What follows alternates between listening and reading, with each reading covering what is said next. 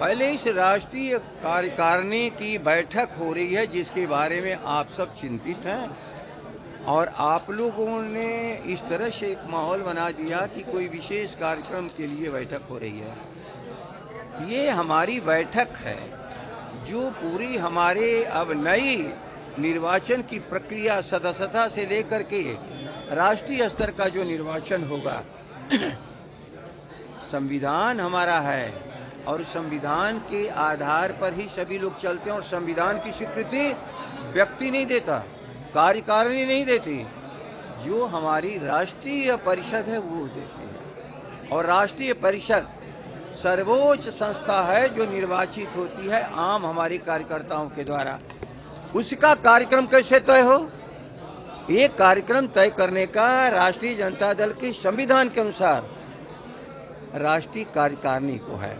आज की बैठक का मुख्य उद्देश्य सदस्यता अभियान से लेकर के राष्ट्रीय अध्यक्ष के निर्वाचन के जो शेड्यूल्स हैं उसको तय करेगी। और आज के बाद जब हमारा चुनाव पदाधिकारी तय हो जाएगा तो ये सारी क्रिया संगठन के अंतर परिवर्तन का सारा मामला चला जाता है निरीक्षण करने का चुनाव पदाधिकारी राष्ट्रीय जो होंगे और आम कार्यकर्ताओं के हाथों में।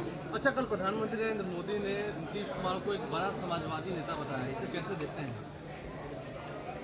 अहो रूपम हो स्वरम, हम लोग के किस्सा है ना, एक दंगाई और एक भ्रष्टाचारी एक दूसरे को अच्छा कहेंगे, इसके सिवा और क्या कह सकते हैं? जगदाऊ आप फिर से प्रदेश अध्यक्ष बनने की इच्छा रखते हैं? मैंने तो कभी इसकी इच्छा प्रकट ही नहीं की और सचमुच ही ये जो पद है ऐसा नहीं है कि इस पद से मैं किसी छोटे पद पर रहा हूं कि जिसे मेरा प्रमोशन हो गया हो, लेकिन दल का काम कार्य कोई छोटा नहीं होता और दलीय व्यवस्था के लिए जो व्यवस्था के संचालक तय कर दिए जाते हैं तो जो दल का सदस्य है उससे दूर नहीं भागता है। अब कल क्या होगा इसकी भविष्यवाणी आज कोई व्यक्ति नहीं कर सकता, वह जो चुनाव की क्रिया है जो हमारे आम कार्यकर्ता वही तय करेंगे। अगर चुनाव होते हैं तो आप कह रहे हैं कि राष्ट्रीय अध्यक्ष की भी चर्चाएं हो रही है क्या? राष्ट्रीय नहीं, इसमें कोई सी की चर्चा, आप ख्याल कर लेना, यह अधिकार ही नहीं है। यदि राष्ट्रीय कार्यकारिणी चाहे किसी को बदल देना 3 सालों के लिए संभव ही नहीं है, यह अधिकार नहीं है राष्ट्रीय जनता दल के संविधान के मुताबिक। एक ही चीज है, ये सारा अधिकार संविधान हमारे पार्टी का देता है आम कार्यकर्ताओं को और उसके लिए एक निर्वाचन पदाधिकारी उसी तरह होगा जो भारत की सरकार के चुनाव का अधिकार जिसे प्राप्त होता है उसी तरह हमारे भी निर्वाचन पदाधिकारी के हाथों में होगा।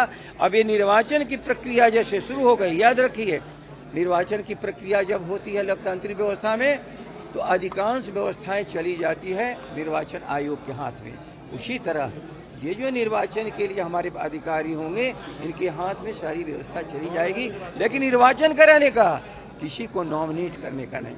तो कार्यक्रम तय होने के बाद पूरा कार्यक्रम शेड्यूल आपको मिल जाएगा, लेकिन आगामी अक्टूबर तक, इसलिए कि ये 22 और 25 का निर्वाचन है, 19 और 22 का खत्म हो चुका है, तो 22 के खत्म होने के बाद जो 22 और 25 का 3 साल का होगा वो मैंडेटरी है कि हम नए चुनाव को करा लें।